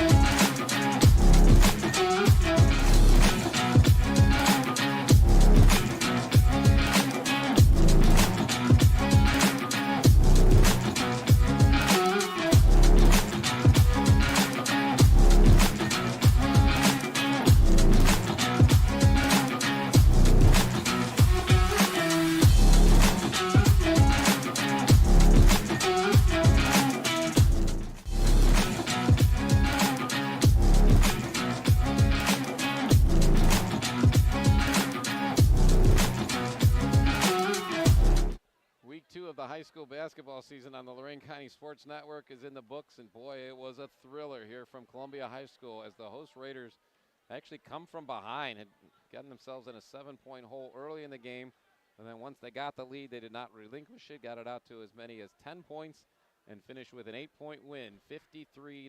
I'm John Guzik along with Max Drummond, wrapping things up. We've already gotten word down to Coach Scharf and to Nathan Borling that we want to have a few words with the guys who really made things happen tonight. And although it really was the Nathan Borling show for the vast majority of the night, it was the supporting cast that showed up at the most opportune times to put this one away for the Columbia Raiders. And I mean, Borling was just all over the place. It's not going to take us long to give some of our post-game awards here, but let's run down the scoring for you. Let's start with the Wellington Dukes. They had quarters of 15, 8, 11, and 11 to give them a total of 45 for the game. Landon Wright, he had 2 field goals and 4 points. Sean Whitehouse is actually kind of held. It's kind of weird when you score 14 and you're told to be you're held in check, but he had 4 field goals, a 3-pointer, and 3 free throws made for a total of 14 points. Adam Mahalik made a three-pointer. He ended with 3 points on the game. Landon Whitehouse left with an injury in the fourth quarter. Not sure what the extent of that is. Before he left, he had a couple of field goals and 4 points. Deacon Worth had a couple of three-pointers. He finishes with 6 points. And Chase McKenzie had 6 field goals and 2 free throws for a total of 14 points before he left the game as he fouled out late in the fourth quarter. So again, 45 points for Wellington. It wasn't enough as the Columbia Raiders had quarters of 12, 14, 13, and 14. Pretty consistent offensive output for the Raiders tonight. They come up with 53 total points to take away the win. Their second win of the season, both of them in conference play. And tonight's breakdown of the points starts with Ethan Meyer, who had a tough shooting night. He did make 1 3-pointer, finishes with just 3 points, came in averaging 14 points a game in those first 2 games. And I'm pretty sure next Tuesday when we see him over at Firelands, he's going to be putting up more points than he did tonight. Carter Dooley really had a nice second quarter, made 2 field goals and then a 3-pointer, finishes with 7 points on the game. And they all came in the second quarter when really it was the Nathan Borling show up to literally up to that point. Nathan had scored every single point for the Raiders before Dooley put down 7 of his own to end the second half, or first half scoring. And those 7 points ended up being critical. Gage Maruna had a nice night, played extremely well defensively, 2 points on the offensive side of things. Logan Mengi came in off the bench, the freshman, hit a 3-pointer and finishes with those 3 points of the game. And then as we mentioned that it was Dooley down the stretch of the second quarter to help things out. It was Dylan Fisher scored all of his points in the second half of the fourth quarter. 2 field goals, 3 free throws, all down right at the base of right underneath the basket. Basically, all his action was either getting fouled or making his shots. He finishes with, it's only gonna say 7 in the books, but I'm telling you, the 7 from Dooley at the end of the second quarter, the 7 from Fisher at the end of the fourth quarter was literally what made the difference in this game, because otherwise it was the Nathan Borling show. Nathan Borling, 12 2-pointers, 2 3-pointers, made the only free throw he took today.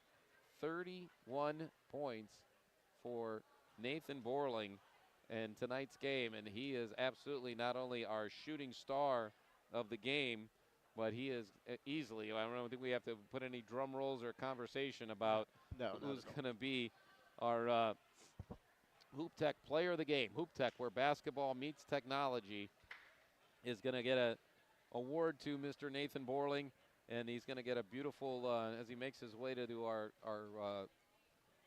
broadcast area at this point, he's going to get a beautiful shirt from Lake Screen Printing, Lorraine County's oldest and largest union label screen print company. And Nathan Borling, I tell you, you know, Nathan, our first time seeing you this season, obviously. You're doing this night in and night out. First of all, congratulations to you tonight. What is it like when you literally are carrying the team offensively for the first, whatever it was, 12, 13 minutes of the game? Is that a lot of pressure on you? Are you looking for your teammates to get help, or is it just another day at the office? I mean, yeah, my teammates trust me at all times to, knock down the shots I shoot. I get the task on me every night to shoot a majority of the shots or the most shots on the team, and that's my role. And I just try to do that to the best of my ability. And like I said, my teammates trust me to knock down shots, and if I get off to them, I trust them to knock down every single shot too. And if they weren't falling at first, but they started knocking them down towards the end. But now the Wellington team that you played today, a very different team than what you guys faced last year. Yep. So what were the things that kind of were improvements by them, and what were the things that let you score as many points as you did, and you took advantage of their defense? Yeah, I mean, on defense, they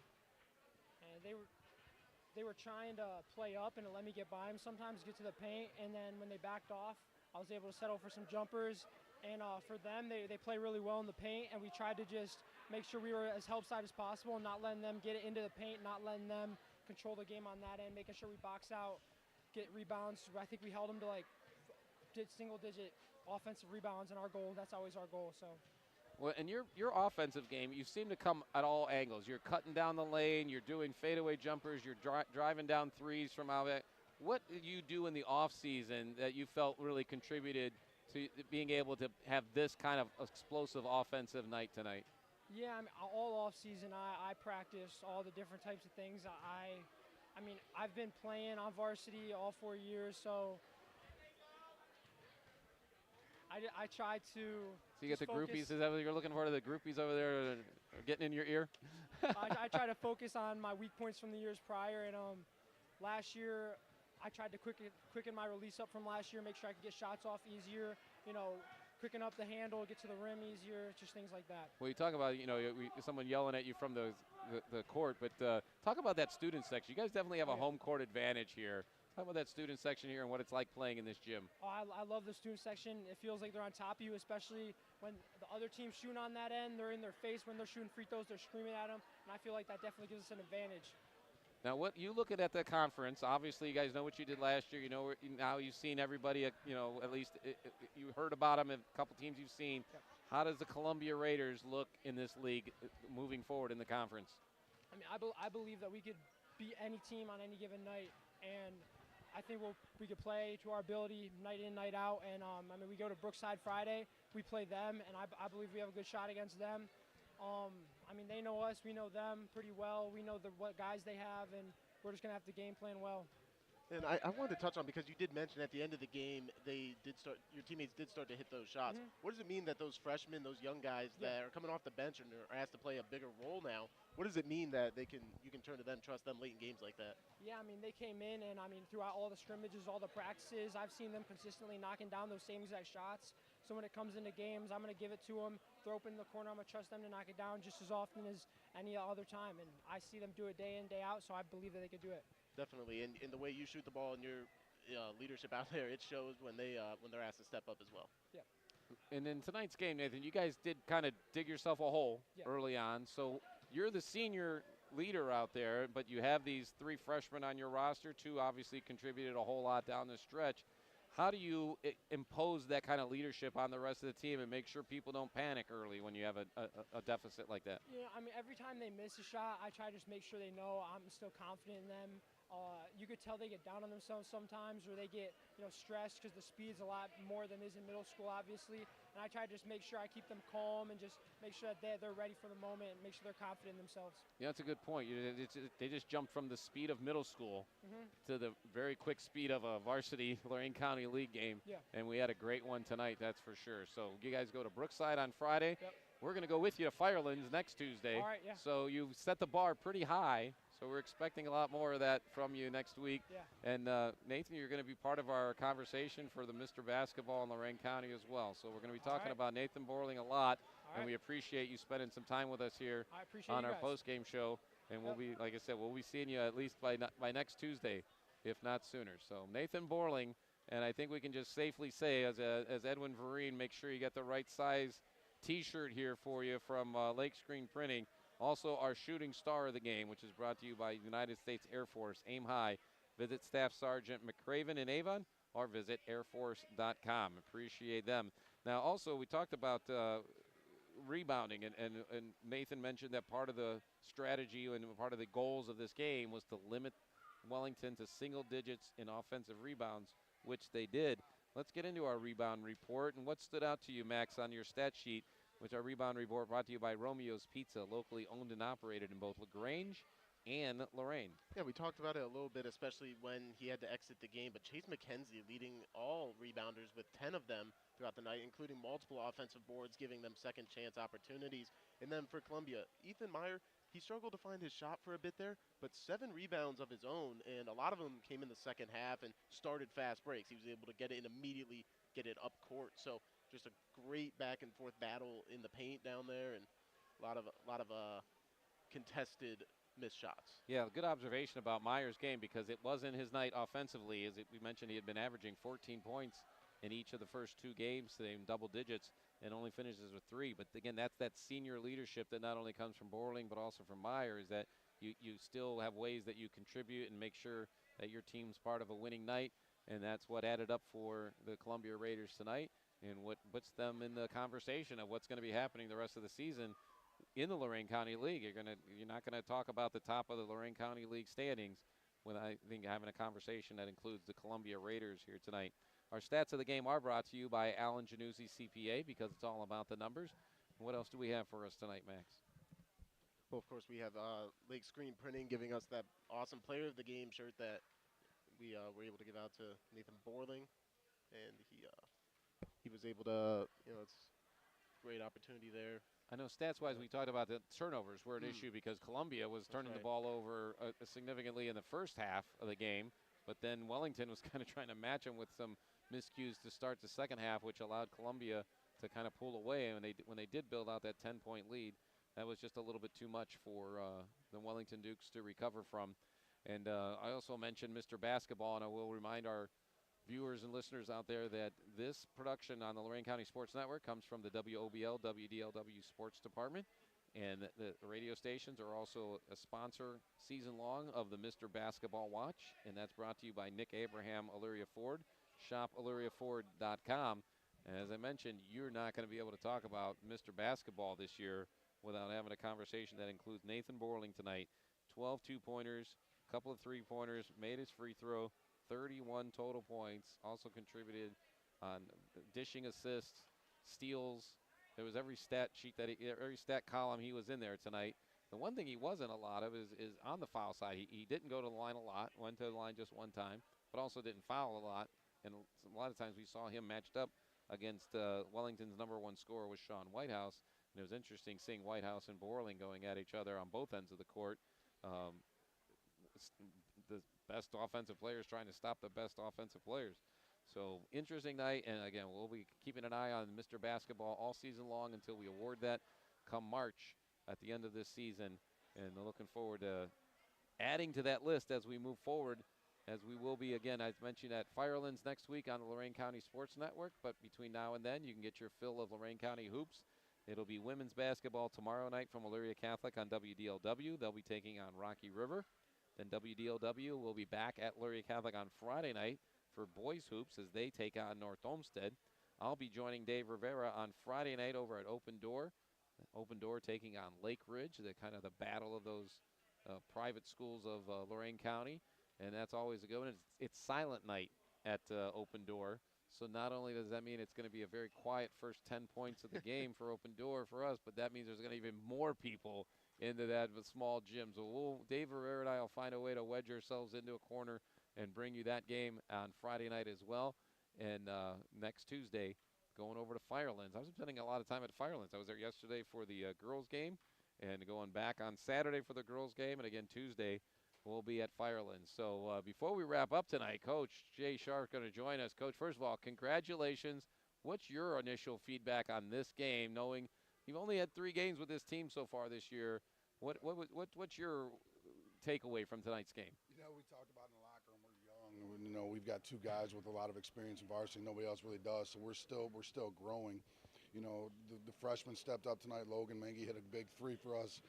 Dylan Fisher made some big free throws down the stretch to help us keep that lead and stretch that lead out. So it's a process for us, and we're enjoying the process. But there's going to be some hiccups in the road, like I've said in the past. But, you know, the freshmen and the young guys are really coming along. And when you've got somebody like Borland that can just light the gym on fire, it really helps. And, you know, I think they said he scored our first 19 today, which is remarkable in and of itself. And, you know, anytime we have somebody like him on the floor, we got a chance. Well, as a coach, when you see that in the sideline, are you sitting there saying, keep getting the ball to Nathan? Or are you sitting there saying, guys, get some points on it, help him out a little bit? Listen, I'm good with the heat checks. I told him at halftime, keep shooting the ball. You know, he threw some up from pretty deep, and I'm good with it. I mean, the kid can score from anywhere. So, you know, our guys know he should take the bulk of our shots. And, you know, as the younger guys come along and start shooting the ball better, and we'll start spreading it out more. And we talked to Nathan extensively on our post-game show, but we were just referring back to Ethan Meyer, your other senior, who didn't have the big offensive night, but certainly contributed to tonight's victory. Right. I mean, he's like I've said, he's our vocal leader on the defensive end. He's talking, always talking, communicating.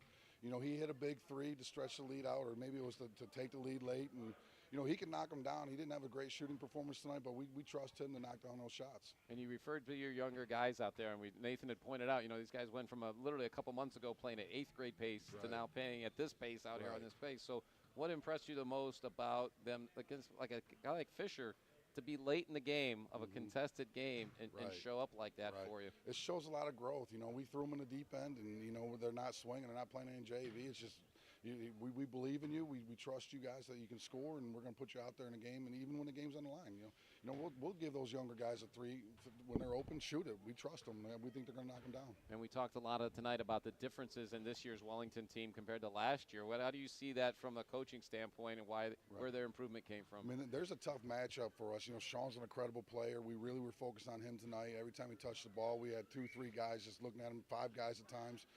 Chasing the post is just a big guy, and we don't really have a matchup for that. So we tried to front the post as much as we can and just catch them over the top. And you can't stop those 2 kids. You just hope to contain them. And I think tonight we did a pretty good job doing that. And now you head to Brookside on Friday night. We're going to follow you to Firelands next Tuesday and put you back on YouTube back-to-back Tuesday nights. So we're looking forward to that. What are those challenges that you face between those 2 teams coming up? We haven't even started looking at those yet. Firelands is a senior-heavy team, and they're just they play the ball, they play the game extremely well. They play together.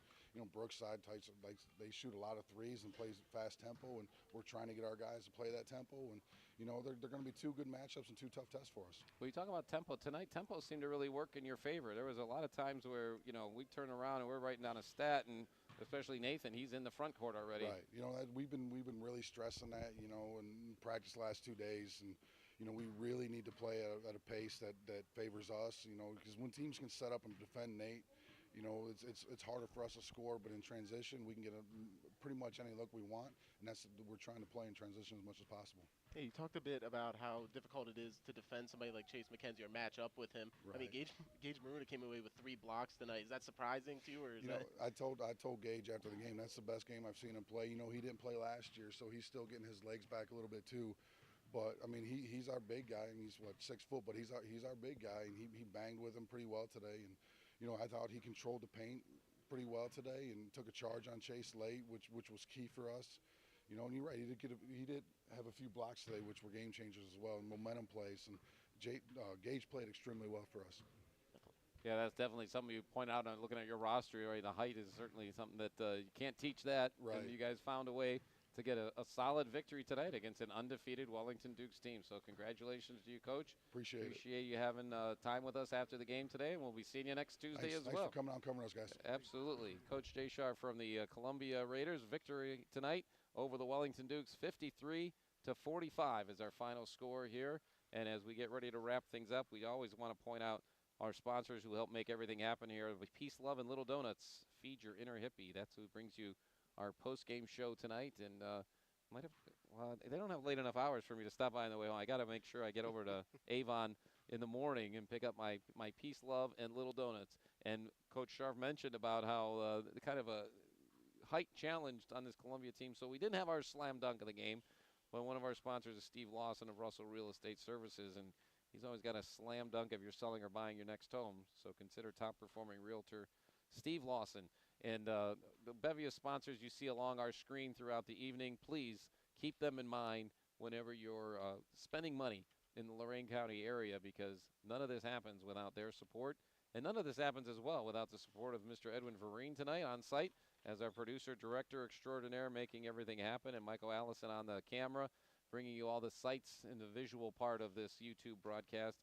My partner, Max Drum, appreciate you being here tonight. Let's head over to Henrietta Township next Tuesday night, as we'll have another Lorain County League game here on the Lorain County Sports Network. So, going to wrap things up here from Columbia High School. Want to say thanks to Gary and Renee Tala, the owners of WOBL and WDLW, who help all this, bring all this together. And then our sports director, Don Vincent, assistant sports director, Dave Rivera, and the entire crew who makes everything happen for the Lorain County Sports Network. And excited to be continuing on this new started venture in August for the football season. We're going to continue doing this every Tuesday night. So make sure you got your YouTube site bookmarked right here on the Lorain County Sports Network, as next week we'll be coming to you from Firelands. But for one final time here from Columbia High School, tonight's final score, Columbia 53, Wellington 45. A great, exciting night here of high school hoops on the Lorain County Sports Network. Have a great night, everybody. This broadcast of Lorain County High School basketball was brought to you by Slimans of Amherst, Great Lakes Basketball, Buckeye Community Bank, Illyria Jewelers and Repair, Smitty's Place, Rich Resendez, Lorain County Community College, Jeff Allison of Health Markets Insurance, Alan Januzzi, CPA, Romeo's Pizza, the United States Air Force, Rewalk Law LLC, Nick Abraham O'Leary Ford, Steve Lawson of Russell Real Estate Services, Peace, Love, and Little Donuts, Lake Screen Printing, Hoop Tech, Ernie's Auto Body, I-90 Nissan, and the Lorain County Visitors Bureau. Thank you for being a part of our high school sports broadcasts.